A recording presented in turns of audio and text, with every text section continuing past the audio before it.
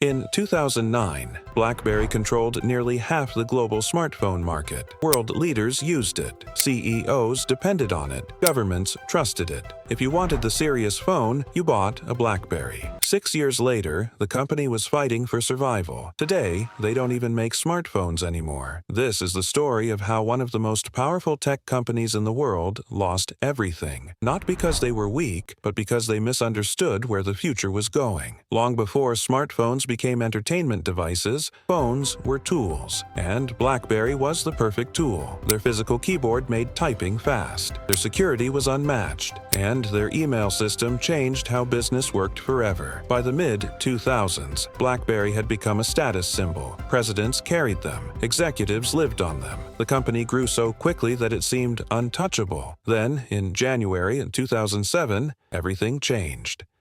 Steve Jobs walked onto a stage and introduced the iPhone, a phone without a keyboard, a phone built around a touchscreen, a phone designed for consumers, not corporations. Inside BlackBerry, many executives weren't worried. The iPhone looked fragile. It was expensive, and to them, typing on glass felt ridiculous. They believed business users would never abandon real keyboards. They believed security mattered more than apps. They believed their customers would stay loyal. For a short time, they looked right. BlackBerry sales continued to grow, their market share remained strong, and the company doubled down on what had already made them successful. But underneath the surface, the rules of the industry were changing. The smartphone was no longer just a work device. It was becoming a personal computer in your pocket.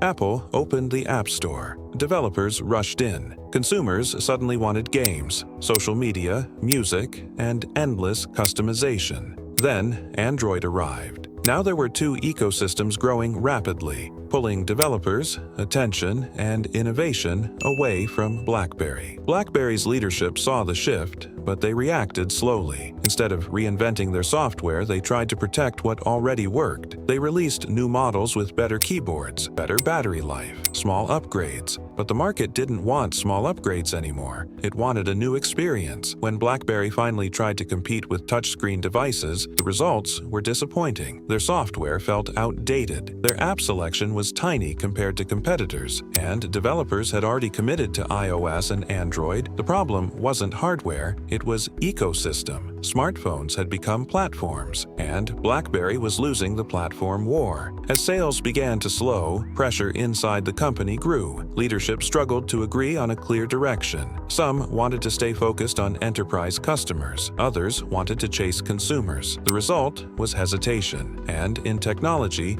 hesitation is expensive. Year after year, competitors moved faster. Touchscreens improved. Apps exploded. Consumers switched. By early 2010s, BlackBerry's dominance was collapsing. Market share fell. Stock price dropped. Layoffs followed. The company that once defined the smartphone industry was now struggling to stay relevant in it. In a desperate attempt to recover, BlackBerry launched a new operating system and new devices. But the momentum was gone. Developers didn't return. Consumers had already moved on, and carriers stopped prioritizing BlackBerry devices. The collapse was no longer a possibility. It was reality. Eventually, BlackBerry made a decision that once would have sounded impossible. They stopped making smartphones. Instead of fighting a war they had already lost, they chose to change identity completely. The company shifted into cybersecurity and enterprise software, focusing on what they still did best: security and infrastructure. BlackBerry didn't disappear, but the era of BlackBerry phones was over. Looking back, their downfall wasn't caused by one mistake. It was a series of small decisions built on one big assumption: that the future would look like the past. They thought keyboards would always matter most. They thought business users wouldn't change habits. They thought software ecosystems were secondary. They were wrong. The smartphone war wasn't about devices. It was about platforms, developers, and user experience. And by the time BlackBerry realized that, the market had already chosen its winners. There are 3 lessons hidden inside this story. First, success can blind you. The stronger your position, the harder it is to imagine losing it. Second, technology shifts rarely happen slowly. When change arrives, it moves faster than leaders expect. And third, protecting what made you successful yesterday can prevent you from building what's needed tomorrow. BlackBerry once connected the most powerful people in the world. Their phones defined an era. But technology doesn't reward history, it rewards adaptation. BlackBerry didn't fail because they were weak. They failed because they couldn't see the future clearly enough